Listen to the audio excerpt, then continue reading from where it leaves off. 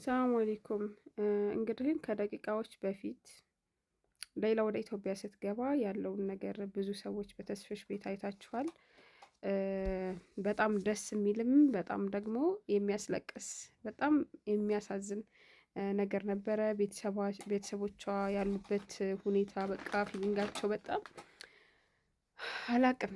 ይሄ ነው ብዬ ልገልጽላችሁ የማልችለው አይነት ነገር ነበረ።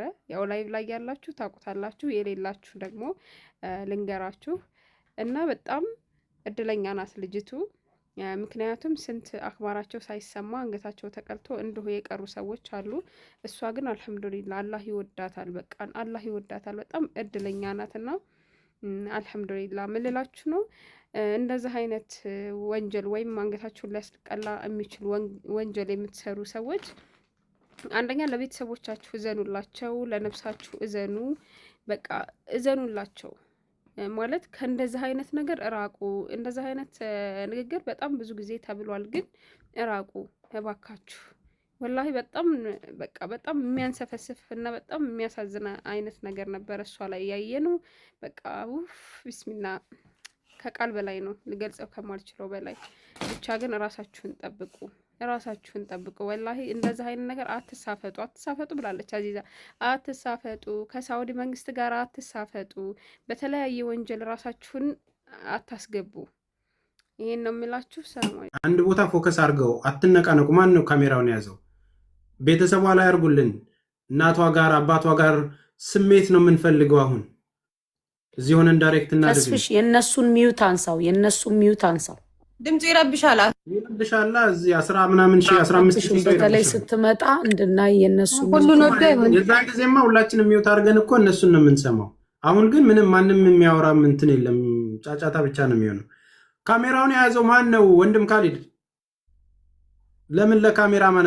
ይሄኔ ድሬዋ ትሆናለች እኮ ሲመስላት ጥላውም ልትሄድ ትችላለች። እኛን 15 ሺህ ይዘው እዚህ ያስቀምጣ።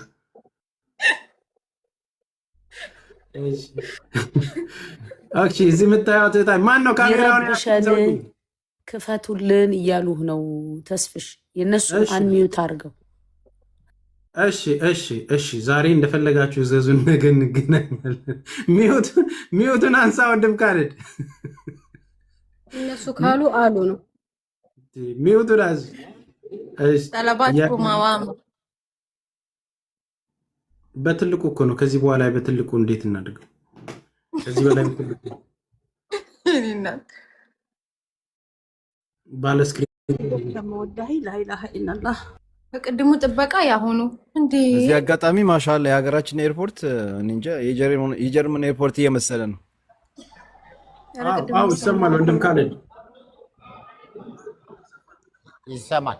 እሺ በቀጥታ እንግዲህ እናንተ በተለየ እኛ እዚህ ሆነን እንጂ አጠቃላይ ስትገባ በእኩል አይን አብረን የምናይበት ነው የሚሆነውና እንግዲህ ከላይ እንደምታዩት መንገደኞች ከተለያየ ዓለም ሀገር ወደ ሀገር ውስጥ የሚገቡበት ቦታ ላይ ነው የምንገኘውና በዚህም መሰረት እህታችን ያው ከሌሎች ምናልባት በተለየ ሁኔታ ሌሎች የውጭ ጉዳይ ሚኒስትር ሰዎችና እንዲሁም የብሔራዊ ደህንነት ወይም የኒስ አባላት አጅበዋት ይዘዋት የሚመጡ ስለሆነ በዛ በተለየ መንገድ እናያታለን።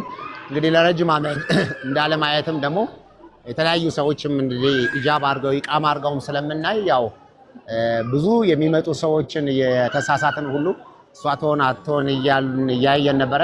አሁን ግን ያው በትክክል የውጭ ጉዳይ ሰዎች አውሮፕላን ላይ ማነው መኪና ላይ መጫኗን ነግረውናል። ምንድነው ከአውሮፕላኑ አሁን ወደዚህ ወደ ተርሚናሉ የማስገባት ሂደት አድርገዋልና እስቲ አሁን ያለበትንም ሁኔታ አረጋግጠን እዚሁ በጋራ ምናይ ይሆናል። ስለዚህ የቀረውን ነገር ማሜ እዚህ ሆነ። አባይብ እንዴት ናችሁ? ዛሬ እንኳን ደስ አላችሁ የሚለው ቃል ለእኛ በቂ ነው ብዬ አላስብም። እውነት ለመናገር በዚህ ሰዓት እየተሰማኝ ያለ ስሜት እንዲህ በቃላት የሚገለጽ አይደለም። ብዙዎቻችሁ እንደዚህ አይነት ስሜት እየተሰማችሁ ነው ብዬ ነው የማስበው። የሆነ ድብልቅልቅ ያለ ነገር ነውና ብቻ ግን ስለ ሁሉም ነገር እግዚአብሔር ይመስገን። ሌላ ኑር ሰው ጉዳይ ያልተጨነቀ ያላለቀሰ ኢትዮጵያውያን አለ ብዬ አላስብምና የእውነት እኔ እንጃ ሳያት የሆነ ውስጤ የሆነ የሚያቃጥል ነገር ነው የተሰማኝ። ብቻ ግን በዚህ ልጅ ጉዳይ በጣም ብዙ ጠውረድ ያያችሁ ብዙ ነገር የተባላችሁ ያለ እንቅልፍ ያደራችሁ በገንዘባችሁ በጊዜያችሁ ያገዛችሁ ሁሉ እንኳን ደስ አላችሁ። የድካማችሁ ፍሬ አፍርተዋል።